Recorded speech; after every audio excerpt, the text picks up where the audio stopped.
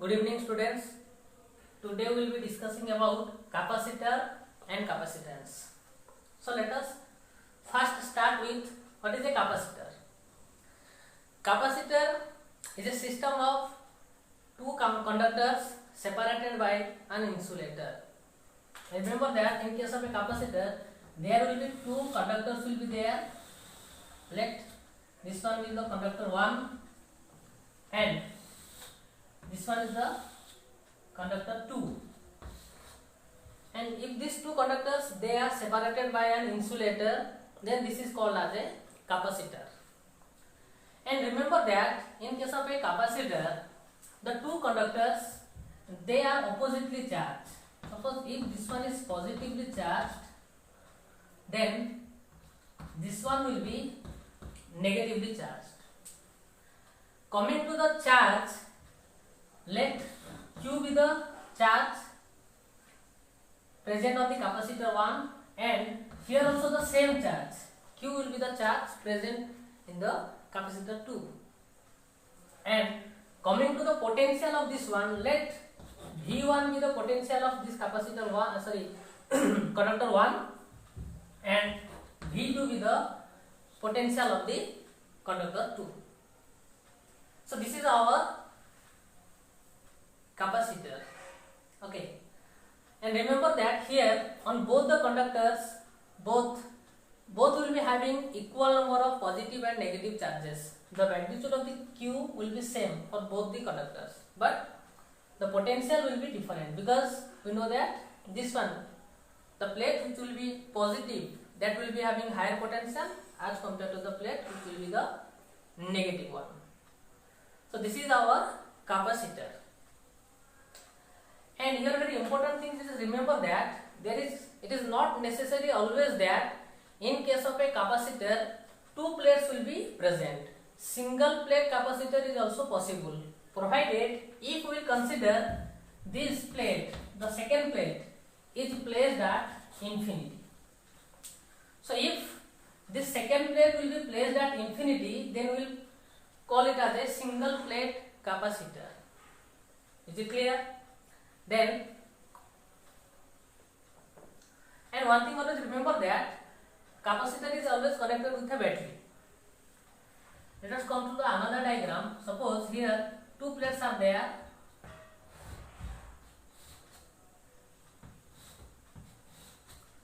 One is positively charged and one is negatively charged, and they are connected with a battery. Is it clear? So now what will happen? That this battery, this cell, it will supply charge to the plates of the capacitor. So remember that if your charge is present, if Q will be present here and here, in between the capacitors, field will be present, electric field will be present. And due to the presence of this cell battery, here potential difference will be there. So if I increase the number of cell here, suppose now I will place another cell here, suppose I will increase the cell here, then automatically the strength of the electric field will also increase. In between the two plates, the strength of the electric field will also increase. So whenever you will be adding more number of batteries here, here also the strength of the electric field will also be increasing, so as also the potential also. So here I can say that the potential difference across this plate V is proportional to Q. V is proportional to Q. Or we can say that from here we can define that our C is equal to Q by V, where C is the proportionality constant known as the capacitance of a capacitor. This proportionality constant C is known as the capacitance of a capacitor.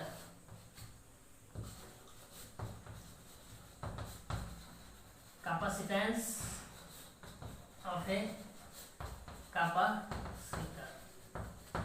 Remember, we'll discuss about later about this capacitance of a capacitor. Let us first discuss about the capacitor. If I will say that, what is the charge of a capacitor? Remember that the net charge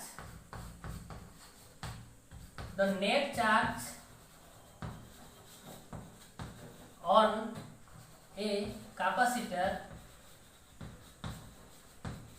is 0 always, because here this plate is having positive charge and this plate is having negative charge, but the magnitude of both the plate charge is what? Same. So hence the net charge of the capacitor is our 0. Remember, and whenever I will say that the potential of the capacitor V means this one is our V1 minus V2. Potential difference between these two plates is known as the potential of the capacitor.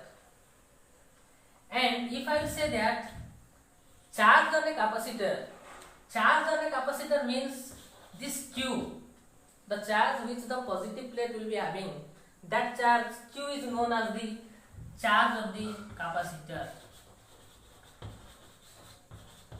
Charge of the capacitor.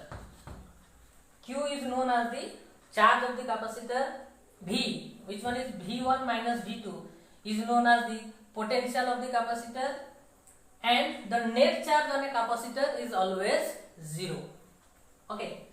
Now coming to the capacitance of a capacitor, which is given by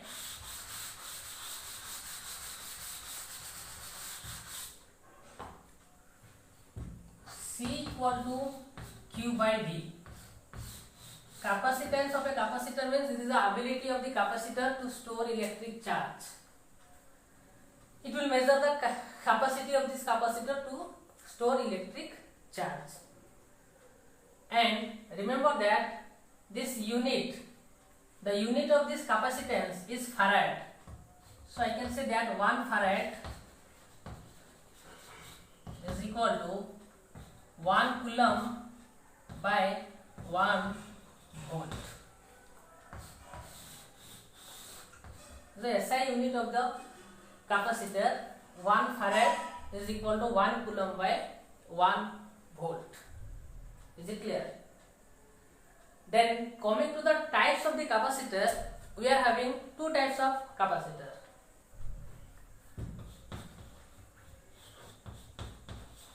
Capacitors are of two types. One is fixed capacitor.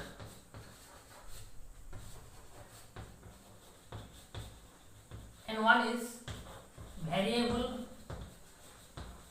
capacitor.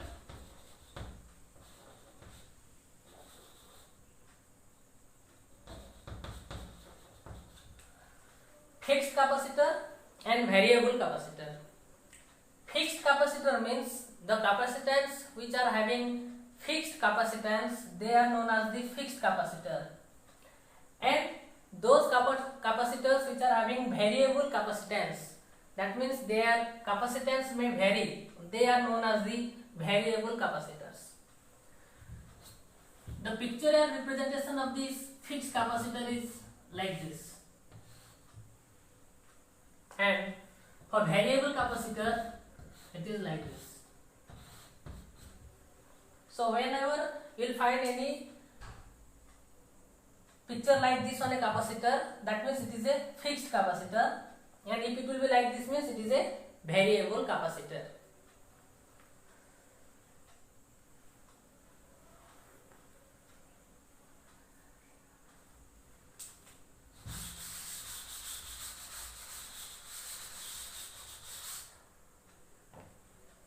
Then if I go to the practical use, then you will be having some other units of this capacitance. Just note down 1 microfarad. Remember that 1 microfarad is equal to 10 to the power minus 6 farad.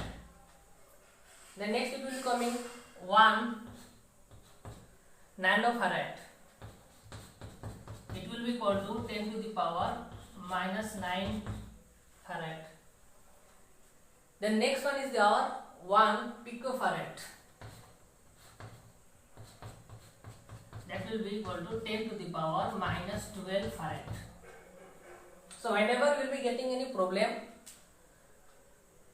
then you have to convert the unit of this microfarad, nanofarad or picofarad to farad. You will be using these things. 1 microfarad is equal to 10 to the power minus 6 farad, 1 nanofarad is equal to 10 to the power minus 9 farad, and 1 picofarad is equal to 10 to the power minus 12 farad. So this is all about our capacitor and capacitance. Then coming to the types of the capacitor, capacitors are of different types like spherical capacitor, cylindrical capacitor and parallel plate capacitor. So here we will be discussing about parallel plate capacitor and its capacitance.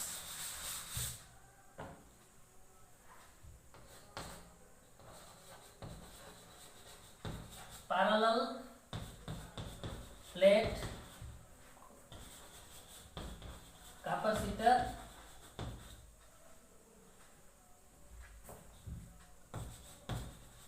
and its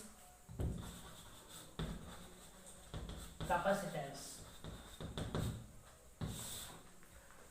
All of you just remember one thing, that in case of a capacitor, the capacitance of a capacitor mainly depends upon its shape, size,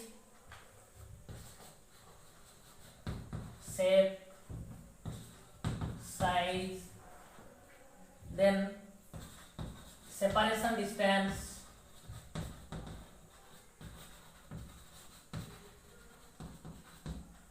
what is the separation distance between the two plates, then nature of the medium,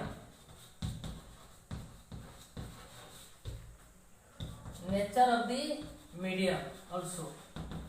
So these are the factors: shape, size, separation distance, nature of the medium. Depending upon this, the capacitance of a capacitor may vary. So now we will be discussing about parallel plate capacitors. Parallel plate capacitor means you will be having two plates.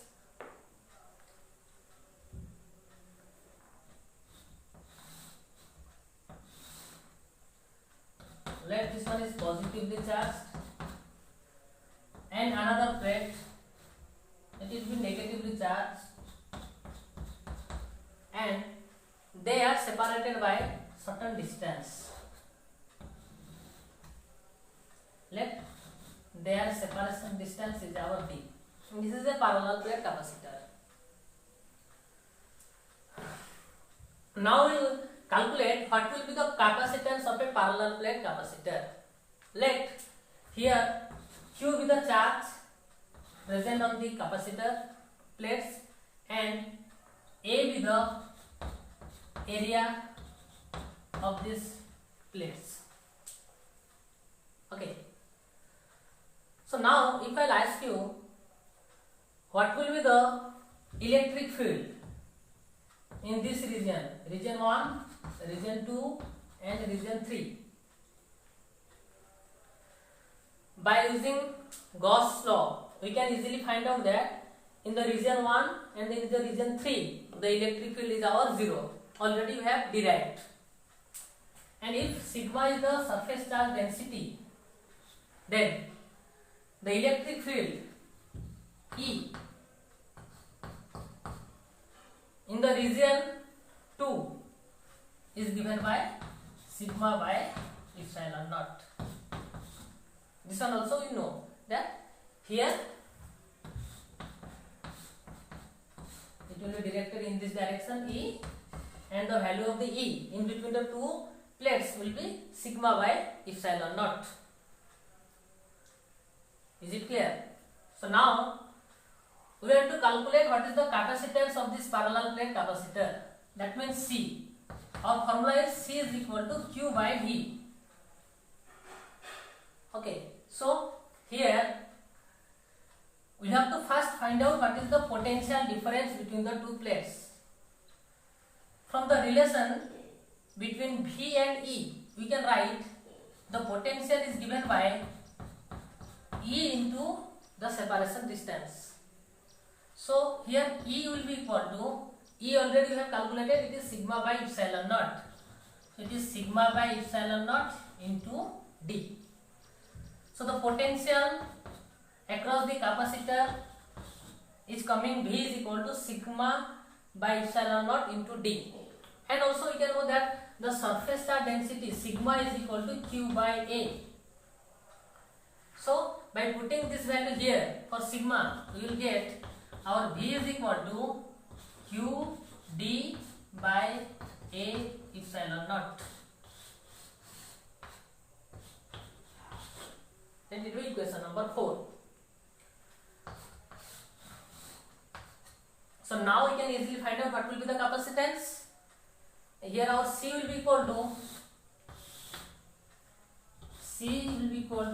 Q by V, that will be equal to Q by, potential is coming Q D by A epsilon naught, Q D by A epsilon naught, and we can see here and Q will be cancelled. So this implies that C will be coming epsilon naught A by D. So see, capacitance of a parallel plate capacitor is given by epsilon naught A by D. This is the formula for the capacitance of a parallel plate capacitor.